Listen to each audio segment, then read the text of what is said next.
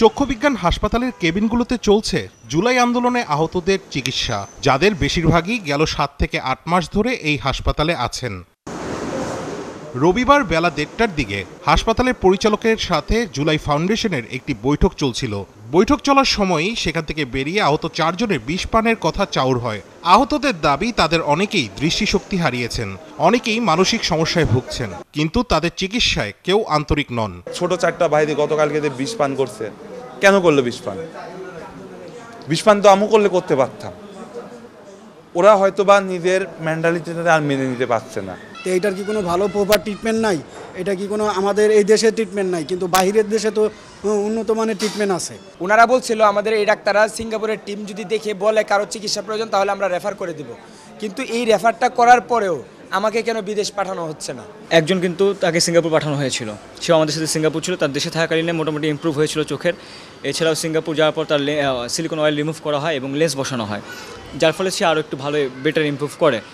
আরেকজনের যে বিষয়টা আমি যতদূর শুনেছি সে হচ্ছে তার 2 চোখেরই ভীষণ বেশ ভালো আর কি। কেন এই প্রাণঘাতী সিদ্ধান্ত? সোমবার সোহরাওয়ার্দী হাসপাতালে চিকিৎসাধীন 4 জন গণমাধ্যমকে জানান অভিযোগের সবকিছু। জুলাই ফাউন্ডেশনের সিও তার সাথে বেশ কয়েকজন মিলে বৈঠক করছে, 10 মাস সময় দিয়ে দিছি, এর মধ্যে কিছুই করতে পারেন না। আজকের মধ্যেই আমাদের সিদ্ধান্ত দিতে হবে আর আজকের মধ্যে সব কিছু করতে হবে। তখন খায়ের স্যার বলে, আই ডোন্ট কেয়ার, তোমরা যা ইচ্ছা তাই করো। তখন ওই রাগের কারণে বের হয়ে এসে বলে করেন আমরা সবাই বিষ পান করি। এই যে আমাদের বিপ্লবী সরকার বসাইছে, এই সরকার আমাদের নিশ্চিত করতে পারছে না চিকিৎসা, তাহলে আমরা আর কি আশা করতে পারি? এর জন্য আমরা বিষ খেয়েছি। মিডিয়ার সিম্প্যাথি নিয়ে তারা হচ্ছে তাদের রাজনৈতিক দল গঠন করা নিয়ে মগ্ন আছে। জুলাই ফাউন্ডেশনের কর্মকর্তাদের সাথে পরিচালকের একটি বৈঠক হচ্ছিল, তারাও সেখানে ছিলেন এবং সেখান থেকে তারা কিন্তু বের হয়ে এই জায়গাটিতে অবস্থান নেন 1:30টার দিকে, গতকাল দুপুর 1:30টার দিকে, এবং ঠিক তারপর মুহূর্তে কিন্তু তারা সেই অনাকাঙ্ক্ষিত ঘটনাটি ঘটে। সিসিটিভি ফুটেজে দেখা যায় রবিবার দুপুর 1:34 তাদের আহত অবস্থায় কোলে তুলে নিয়ে যাওয়া হচ্ছে। মিনিট খানেক পরই তাদের গাড়িতে তুলতে দেখা যায়। পরে 5 মিনিটের মধ্যেই গাড়িটি তাদের নিয়ে সোহরাওয়ার্দী হাসপাতালের উদ্দেশ্যে রওনা দেয়। তাদের পান করা বিষের একটি বোতল পাওয়া যায় চক্ষু হাসপাতালে। এই অবস্থায় আমরা লেভেল সারা অবস্থায় আমরা এটার পেয়েছি। স্টোমাক ওয়াশ করতে হয়নি, তারা আলহামদুলিল্লাহ ভালো আছে। জাতীয় চক্ষুবিজ্ঞান ইনস্টিটিউটের পরিচালক বলছেন, মানসিক অবসাদ থেকে এমনটা ঘটতে পারে, তবে তাদের সর্বোচ্চ চিকিৎসাই দেয়া হচ্ছে। যে 4 জন এই ঘটনাটা ঘটায় তাদের মধ্যে 3 জন কিন্তু 2 দিন আগে তারা হাসপাতালে ভর্তি হয়েছে আবার নতুন করে।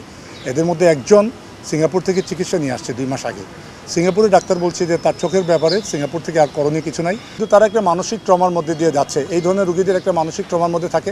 সোহরাওয়ার্দী হাসপাতালের চিকিৎসক জানান, তারা গ্রিন টনিক নামের গাছের ফলন বৃদ্ধিতে ব্যবহৃত এক ধরনের ওষুধ পান করেছেন, ফলে তাদের শরীরে তেমন বিষক্রিয়া ছড়ায়নি, পাকস্থলীও ওয়াশ করতে হয়নি। ও আমাকে একটা ছবি দেখালো ঔষধের, ঔষধ আছে এখানে সবুজ কালার একটা থাকে, উদ্ভিদের বৃদ্ধি বা উদ্ভিদের মানে এগ্রিকালচার জাতীয় ইউজ করা এরকম কোনো কিছু একটা। ওষুধটার নাম কি গ্রিন টনিক? ছবিটা পাইছিলাম, ওই ছবিটা ওইটাই পাইছি। সিসিটিভির এই ছবিতে সোমবার দুপুরে আবারও তাদের চক্ষুবিজ্ঞান হাসপাতালে ঢুকতে দেখা যায়। বেলা 1:28 আরেক ছবিতে দেখা যায় তাদের বাঘ বিতণ্ডার দৃশ্য। পরে একজন অসুস্থ হয়ে গেলে দুপুর 1:36 তাকে হুইল চেয়ারে করে নিয়ে যেতে দেখা যায়। চক্ষুবিজ্ঞানের পরিচালকের অভিযোগ, অন্যান্য জুলাই আহতরা তাদের এমন কর্মকাণ্ডে বিরক্ত। যে রোগীরা চিকিৎসা নিচ্ছেন অধিকাংশ রোগীরা হচ্ছে তাদের যে এই 4 জনের অ্যাক্টিভিটিসকে তারা সমর্থন করতেছেন না। এই 4 জন রোগী সোহরাওয়ার্দী হাসপাতাল থেকে তাদের চিকিৎসকদেরকে না বলে তারা চক্ষুবিজ্ঞান ইনস্টিটিউটে আসার পরে ওদের সাথে মনে হয় কোনো একটা ঝামেলায় জড়িত হয়ে যায়। রাশেদ আনিস, 71, ঢাকা।